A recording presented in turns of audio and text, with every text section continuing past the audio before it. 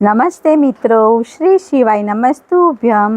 તો છોકરાઓની સ્કૂલ ચાલુ થઈ ગઈ છે, તો આપણે ડબ્બામાં એકદમ સરસ આપણે કાજુના બિસ્કિટ બનાવવાના છે, જે ઘઉંના લોટના બનાવવાના છે। તો તેની રેસીપી જોવા માટે મારી ચેનલને લાઇક, શેર અને સબસ્ક્રાઈબ કરી લેજો, જેથી વિડીયો તમને જોવા મળશે। તો આપણે રેસીપી જોઈ લઈએ। તો આપણે થાળો લઈ લીધો છે અને એક વાડકા જેટલો આપણે ઘઉંનો લોટ લેવાનો છે। તો ઘઉંનો લોટ પહેલેથી મેં ચાળીને મૂકેલો હતો। તો આવી રીતે આપણે બધો ઘઉંનો લોટ લઈ લીધો છે, એક વાડકા જેટલો। તો એની અંદર આપણે જીરું છે અડધી ચમચી જેટલું તે લઈ લઈશું અને આપણે હાથેથી આપણે પહેલાં મસળી લેવાનું છે। તો જીરું આપણે આવી રીતે હાથેથી મસળી લઈશું બરાબર। અને એની અંદર આપણે થોડુંક મીઠું લઈ લઈશું આપણે પ્રમાણસર। તો આપણે પ્રમાણસર મીઠું લેવાનું છે આપણે ટેસ્ટ માટે। અને આપણે 1 ચમચી જેટલી દળેલી ખાંડ લીધી છે।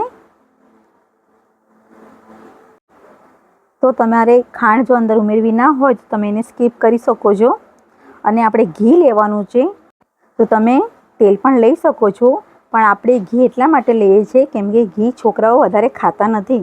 પણ આ હિસાબે આપણે બિસ્કિટ ટાઈપનું બનાવીશું તો છોકરાઓ ઘી તરીકે આપણે આ બિસ્કિટ પણ ખવાઈ જશે અને પેટમાં ઘી પણ જશે। તો એવી રીતે આપણે બધું આવી રીતે મિક્સ કરી લેવાનું છે। તો કમસે કમ 6 ચમચી જેટલું મેં ઘી અંદર ઉમેર્યું છે। હજુ આપણે આગળ જોઈશે તો આપણે અંદર ઉમેરી લઈશું। તો આપણે બરાબર કમ્પ્લીટ બધું મિક્સ કરી લેવાનું છે। તો તમે જોઈ શકો છો આપણે બધું મિક્સ કરી પણ લીધું છે। તો પણ હજુ ઘી આપણે જોઈશે એટલે આપણે હજુ અંદર ઉમેરી લઈશું। તો આપણે 4 ચમચી જેટલું ઘી અંદર ઉમેરી લઈશું હજુ। અને બરાબર આપણે બધું મિક્સ કરી લેવાનું છે। આની અંદર ઘીનું મોણ આપણે વધારે લઈશું તો બિસ્કિટ એકદમ સરસ થશે આપણી। તો તમે જોઈ શકો છો આ રીતે મુઠ્ઠી વાળીએ તો મુઠ્ઠી બંધાઈ જાય, પછી આપણે હાથેથી તોડીએ ત્યારે તૂટે એવી રીતે આપણે મોણ લેવાનો છે। અને આપણે ખાસ અને દૂધથી આપણે બાંધવાનો છે લોટ આપણે। તો થોડું અંદર દૂધ અંદર ઉમેરતા આપણે લોટ બાંધી લઈશું।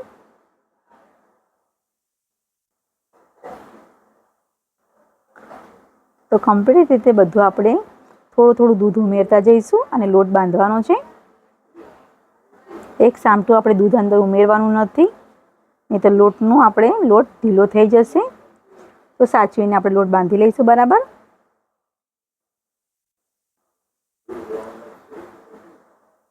તો તમે જોઈ પણ શકો છો કે આપણો લોટ સરસ રીતે બંધાઈ ગયો છે। તો આવી રીતે થોડું દૂધ ઉમેરતા આપણો લોટ સારી રીતે બંધાઈ ગયો છે। તો આ રીતે બરાબર એને મસળવાનો છે। ત્યાં સુધી આપણે 10 મિનિટ સુધી આપણે રેસ્ટ આપી દઈશું એને। અને આપણે તેલ મૂકી દેવાનું છે। અને 10 મિનિટ થઈ ગઈ છે આપણી, અને આપણે લોટને બરાબર આપણે મસળી લઈશું પાછું।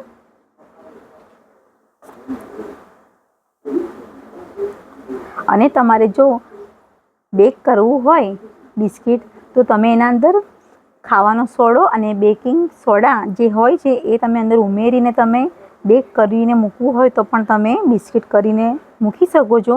પણ હું આની અંદર તેલમાં તળવાની છું, અને તમે તેલમાંના જગ્યાએ ઘીમાં પણ તળી શકો છો।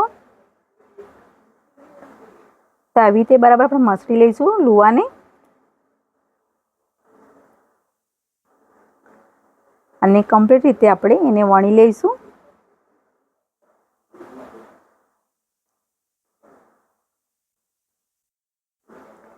તો આવી રીતે બરાબર આપણે વણી લેવાની છે, અને બહુ પાતળી નથી વણવાની, આપણે સરખી જાડી જ વણવાની છે। તો આવી રીતે આપણે બરાબર વણી લઈશું।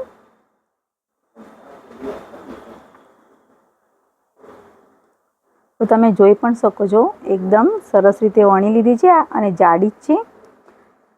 તો આપણે એક ઢાંકણા જેવું લઈ લેવાનું છે।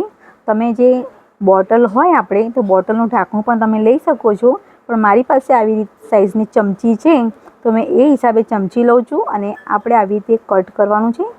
તો તો પહેલાં સ્ટાર્ટિંગનું જે કટ કરવાનું આવે છે એ આપણે સાઈડ પર આપણે મૂકી લઈશું અને આવી રીતે આપણે કટ કરવાનું છે. તમે જોઈ શકો છો કે આપણે શેપ કેવો આલ્યો છે. અડધો અડધો શેપ આવી રીતે આલવાનો છે.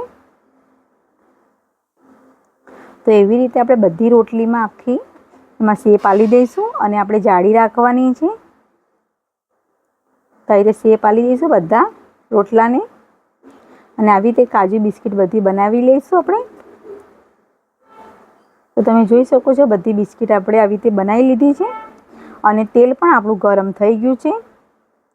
તો તેલ આપણું વધારે પડતું ગરમ થઈ ગયું છે એવું લાગે છે.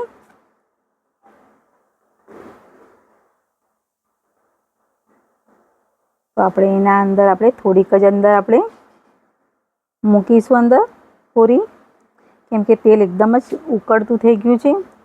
અને આ પૂરી આપણે એકદમ ખાસ કરીને આપણે એને એકદમ ધીમા તાપે તળવાની છે. તો જ આ ખસ્તા થશે અને કડક રહેશે લોંગ ટાઈમ સુધી. અને એકદમ ગરમ તેલમાં બી તમે કરી લેશો તો એકદમ નરમ પડી જશે. એટલે આપણે એ પણ ખાસ ધ્યાન રાખવાનું છે. તો આપણે આ પૂરી એકદમ નરમ થશે એટલા માટે આપણે એને સાઈડ પર અત્યારે કાઢી લઈશું. અને એકદમ તરત જ લાલ પડતા થઈ ગઈ છે. તો આપણું તેલ ગરમ થઈ ગયું છે એટલે આટલી લાલ થઈ ગઈ છે આપણી.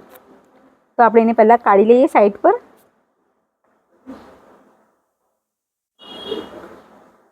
તેને કાઢી લેવાની છે સાઈડ પર જ હવે, કેમ કે એકદમ તેલ ગરમ થઈ ગયું છે એટલે.